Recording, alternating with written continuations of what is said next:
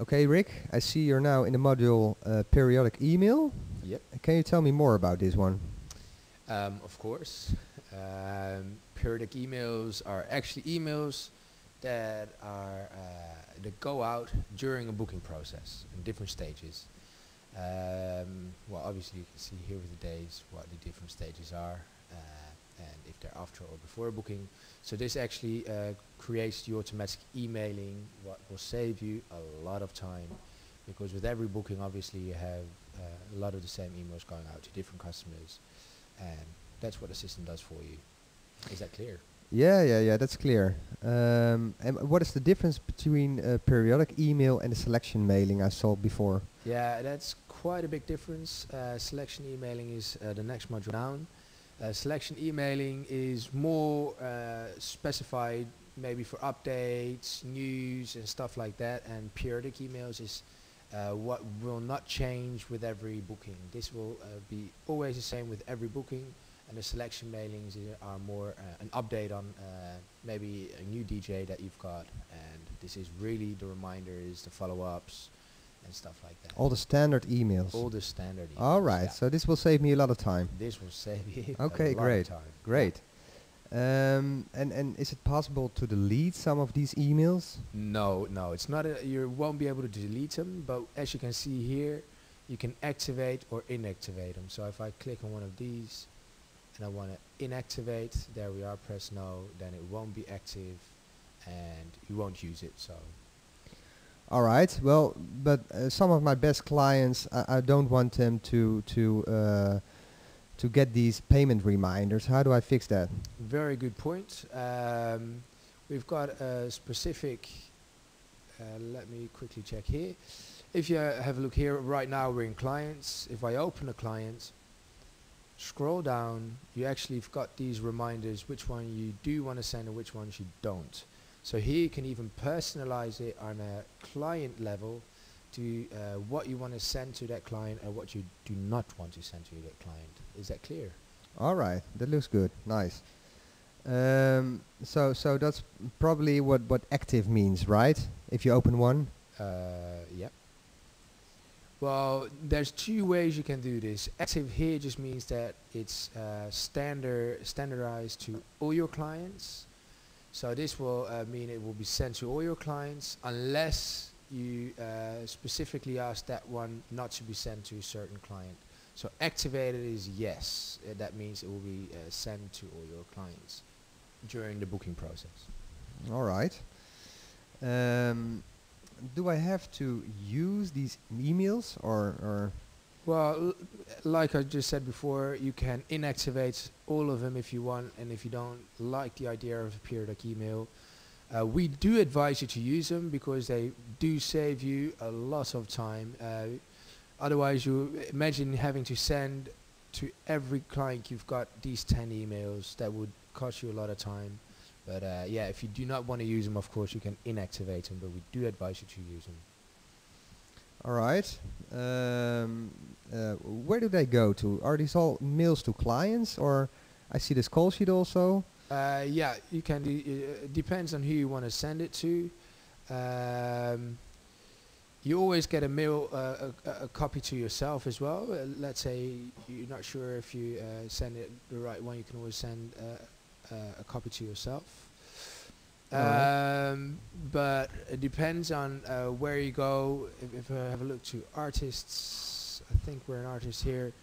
You can actually select what you want to send to the artist as well.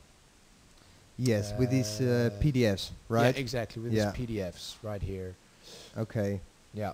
So can view PDFs exactly, right there. Yeah. View PDFs. There we are. All right. So that way he will be able to get PDF or the periodic emails as well.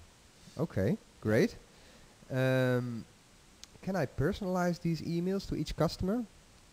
Yeah, that's what I was just showing you inside clients. Quickly check where they have gone. I think I've just taken out clients here.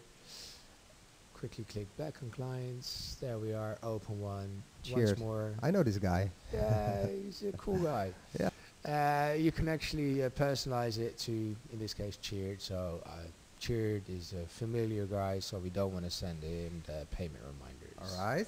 All And right. all you got to do, don't forget to save. All you got to do is save, and he All won't right. receive the payment reminder. So that's how you can personalize it to every customer. All right. But I cannot personalize text to specific clients. No, no, no, no. But I saw I can personalize his title, right? Yes, that's inside artists again, or inside the client itself. As you can see here, you create a title. So let's say this is a personal friend and you want to approach him as yo, or if you want to say hey or dear, depending on how close you are related to that person, that will automatically be the header or the title used in the message. All so right. you do not have to add a title inside the periodic emails. So the system will do that for you. Okay. Yeah. That's good to know. Yeah. So actually what happens is the moment someone receives this email, that it will say, hey cheered, or Yeah. yo freak, Yeah. up here, or whatever you Yeah. want to have as title. All right. Can I create multiple lingual replies? Is it possible?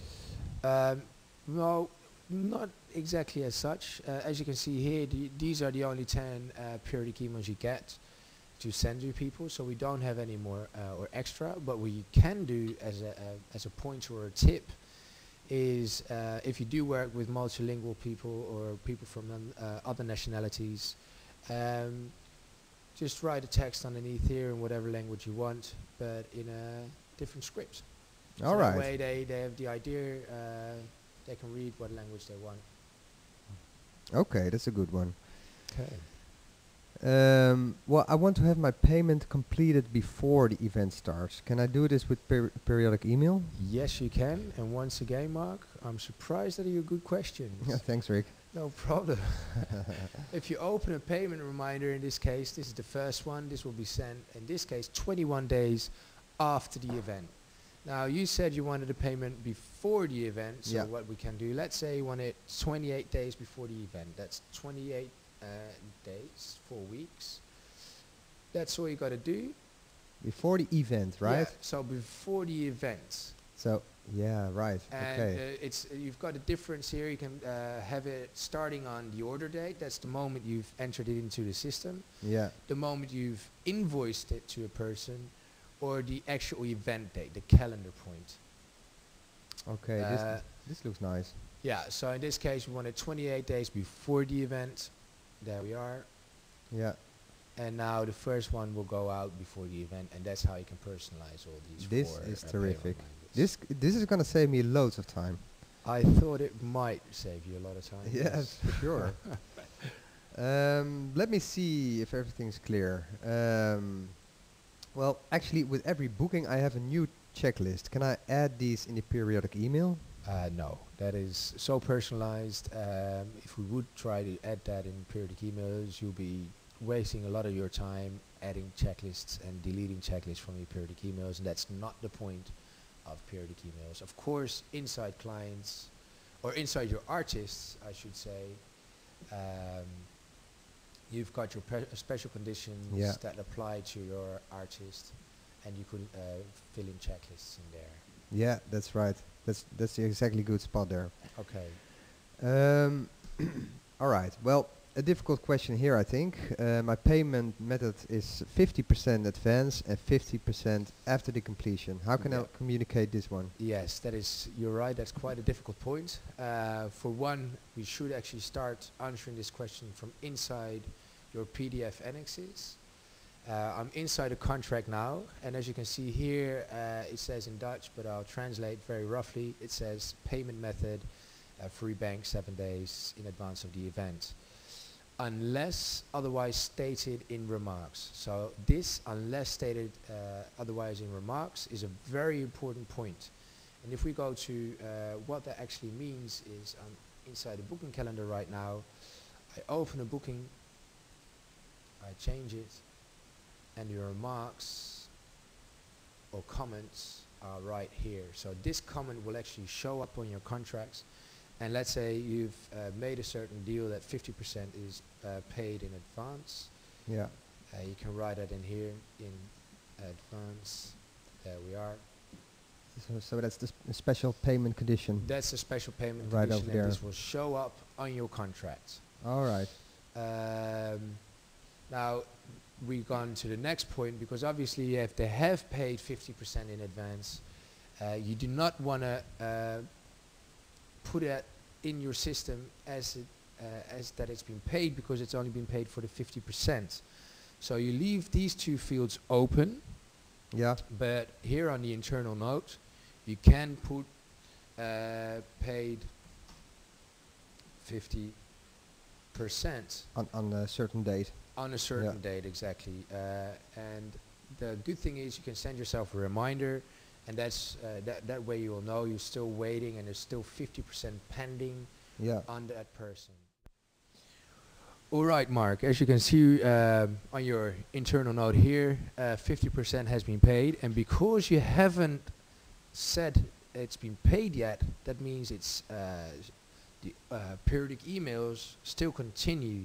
So make sure you do not fill in that it's been paid here yet, because you're still waiting on that 50%.